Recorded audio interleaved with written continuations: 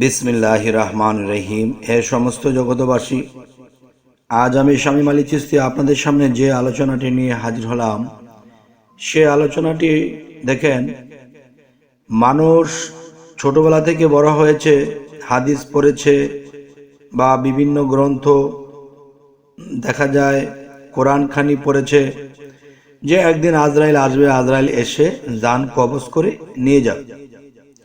এখন এটা কিন্তু শুনে বিশ্বাস করতে হচ্ছে, কিন্তু কেউ যে বলতে পারবে যে আমি আজরাইলকে দেখেছি, তার জান কবজ করতেছে, আমি আজরাইলকে দেখেছি, এমন প্র্যাকটিক্যাল কিন্তু পাওয়া যায় না।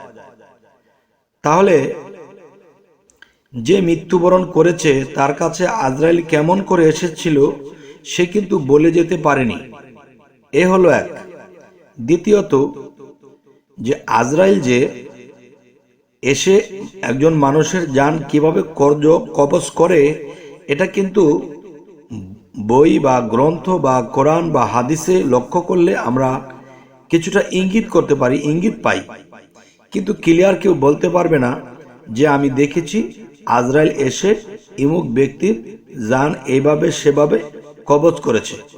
তাহলে হে সমস্ত জগতবাসী, যদি আমি আরো কিছু কথা বলতে যাই, যে যারা অলিয়া উলিয়া, যাদেরকে আল্লাহ বন্ধু বলে ডেকে ফেলেছে, তরিকতের অনুসারে, হাকিকতের অনুসারে, মারেফাতের অনুসারে একটা জিনিস বোঝা যায় যে আজরাইল কোথা থেকে আসবে।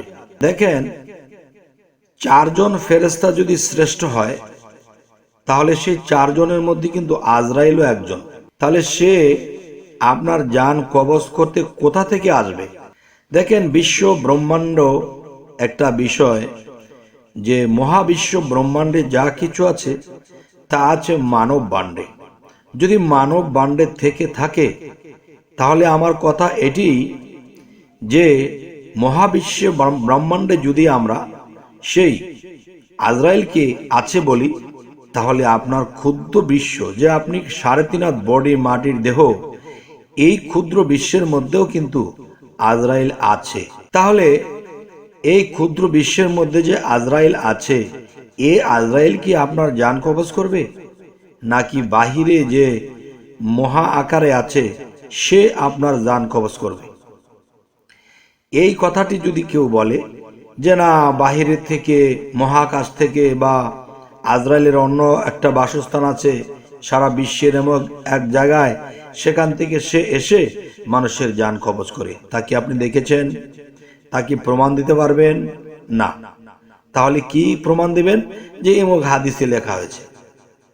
তাহলে এমুক হাদিসে লেখা হয়েছে, এই হাদিসটি যে কে লিখেছিল এটাও তো আমরা জানি না।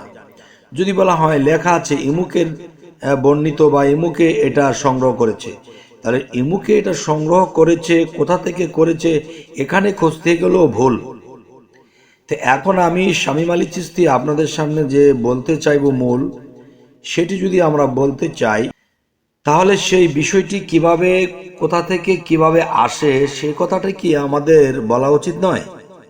যে দেখেন, অলি আউলিয়াদের মৃত্যু আর সাধারণ মানুষ যারা আছে তাদের মৃত্যু কিন্তু একরকম হবে না।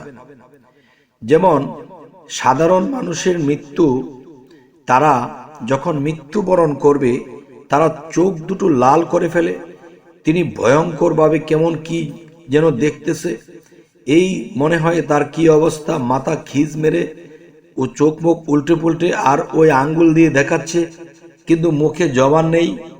এই যে বিষয়গুলো, সে নিজেও কিন্তু বলে যেতে পারেনি যে আজরাইল এসেছে, এবং সে দেখিয়ে দিতে পারেনি।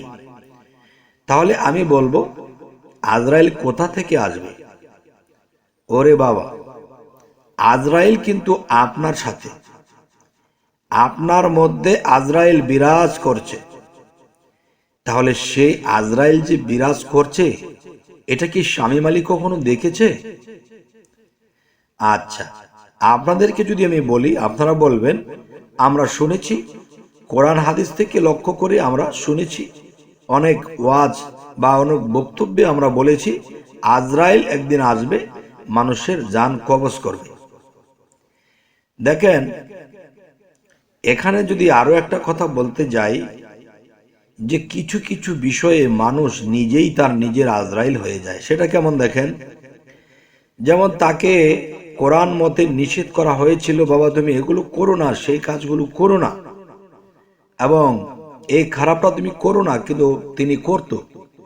এই খারাপ করতে করতে একটা সময় দেখা গেছে কি, সে এমন এক জায়গায় গিয়ে সে হোঁচট খেয়ে পড়ে গেল, কিংবা সে ও খুব উঁচু স্থান থেকে পড়ে গেল, পড়ে গিয়ে সে একেবারে চ্যাপ্টা হয়ে গেল, মারা গেল। তাহলে সে যখন উপর থেকে পড়ছিল, তার সাথে কি আজরাইলও পড়ছিল? বা তার সাথে কি আজরাইল পড়ে পড়ে বা তার পিছনে পিছনে দৌড়ে এসে তার জান কবজ করলো? ওরে বাবা, জান কবজ করে কিভাবে, কেউ কি দেখেছে? আচ্ছা, এখন আমি আপনাদের সামনে যে আলোচনাটি করব সেটি অবশ্যই খেয়াল করে শুনবেন, যে একজন মানুষ যখন পৃথিবীতে বিভিন্ন খারাপে লিপ্ত ছিল, মানুষের ক্ষয়ক্ষতি করত, আল্লাহর আইন অনুসারে চলতো না, মানত না, এমন ব্যক্তির মৃত্যু খুব কষ্টদায়ক হবে, এবং সেই কষ্টদায়কটাকে সে দেখতে পারবে। সে এতদিন বাঘ, সিংহ, বিড়াল, কুকুর বা বিভিন্ন হিংস্র প্রাণী যেরকম হিংস্রভাবে মানুষের সামনে এসে খেয়ে ফেলে, কামড়ায়, ঠিক এরকম যেই মানুষটি পৃথিবীতে এরকম ধরনের করেছিল, কাকে মারবে, কাকে কারটা লুটপাট করবে, তখন কিন্তু সেই মানুষগুলো দেখতে পায় যে তার ভিতর থেকে সেই ভয়ানক বিষয়গুলো বের হতে শুরু করেছে, এবং সেই ভয়ানক যে বিষয়গুলো বের হতে শুরু করেছে, সেগুলো বের হয়ে তার সামনে উপস্থিত হয়ে তাকে ধ্বংস করে দেয়। এ হলো একটা বিষয়। আর যদি অলিয়া উলিয়াদের মধ্যে যাই, যদি দেখা যায়, আমরা সাধকের বেলায় যাই, তবে আমরা এতটুকু বুঝি, জানি, বা প্র্যাকটিক্যাল যতটুকু বোঝা গেছে, যে সাধকদের বেলায় যারা সাধনা করেছে, সেটা কিসের সাধনা করেছে? একদিকে ধ্যান সাধনা করেছে, আরেকদিকে গুরু প্রেমের ফানাফিল্লাই ছিল, আরেকদিকে দম সাধনা করেছে। তাহলে দমের মধ্যে কি আসা যাওয়া করে? এই দমের মধ্যে কিন্তু আমার রুহু আসা যাওয়া করে। সেই রুহু আসা যাওয়া করে, একে কেউ দেখেছে, একে কেউ ধরেছে, একে কেউ বললে এই রুহু থামবে বা আমার কাছ থেকে দূরে যাবে, আমার কাছে আসবে আমি ডাক দিলে। তাহলে বোঝা গেল যে আপনার ভিতরটায় আজরাইল এমন একটা বিষয় রূপ নিয়ে বসে থাকে, যার যার কর্মফলে সেই রূপ হয়ে তার সামনে প্রকট হয়। দেখবেন, কখনো কখনো আজরাইল বিকট রূপে একজন ব্যক্তির, মৃত ব্যক্তি দেখে তার কাপড় চোপড় নষ্ট হয়ে যায়, কিন্তু বলে যেতে পারে না সেটা কেমন, সে কি, সে কোনটা। কিন্তু আল্লাহর অলিদের বেলায় যদিও কাউকে দেখে, তাহলে তাকে খালাকাল ইনসানি আদম আলী এই সূরাতে তিনি দেখতে পায়। কিন্তু দেখতে পায় তখন তিনি কিন্তু পাগল পাগল হয়ে যায় না, তিনি কিন্তু নার্ভাস হয়ে যায় না, তিনি কিন্তু হাসি মুখেই থাকে। দেখবেন পৃথিবীতে অনেক নেককার বা আল্লাহর পথের প্রেমিক, দেখবেন যে মৃত্যুর সময় সে হাসতেছে, মৃত্যুর পরেও মনে হয় হাসি দিয়ে রয়েছে। তাহলে আমি যে কথাটি বলতে চাচ্ছি, যে আমার দেহভাণ্ডে বা আপনার দেহভাণ্ডে, মহাবিশ্ব ব্রহ্মাণ্ডে যা কিছু আছে, তা যদি আপনার মানব ভাণ্ডে থেকে থাকে, তাহলে মনে রাখবেন আজরাইল কিন্তু আপনার ভাণ্ডেই রয়েছে। আর সেখান থেকেই সে আকার ধরে বের হবে, যারা পৃথিবীতে যে ধরনের কর্মফল কামিয়েছে। কেউ আল্লাহর অলি হয়েছে, অনেক ত্যাগ, অনেক প্রেম, অনেক ভক্তির পরে আল্লাহর অলি হয়েছে। আবার কেউ অনেক খারাপ করতে করতে এমনই খারাপ হয়েছে, তার ভিতরে একটা আজরাইলের এমন একটা বিকট রূপ সৃষ্টি হয়েছে, যা তার চোখের সামনে এসে বাসবে, তখন সে নিজে নিজে ফাঁসবে, আর কোনো দিকে পথ নাই। এই জন্য বলবো, হে সমস্ত জগতবাসী, যে এতটুকু ইঙ্গিত আমি শেষ করে গেলাম, যে মহাবিশ্ব ব্রহ্মাণ্ডে যদি আজরাইল থাকে, তাহলে মহাবিশ্বেটা তো মহাজাগাতই রয়েছে, কিন্তু আপনি যে ক্ষুদ্র বিশ্ব, আপনার মধ্যেও সে আজরাইল রয়ে গেছে, কিন্তু সে যে আপনার সামনে ভয়ঙ্কর হয়ে আসবে তা নয়। অলি আউলিয়ার কাছে ভয়ঙ্করে আসে না।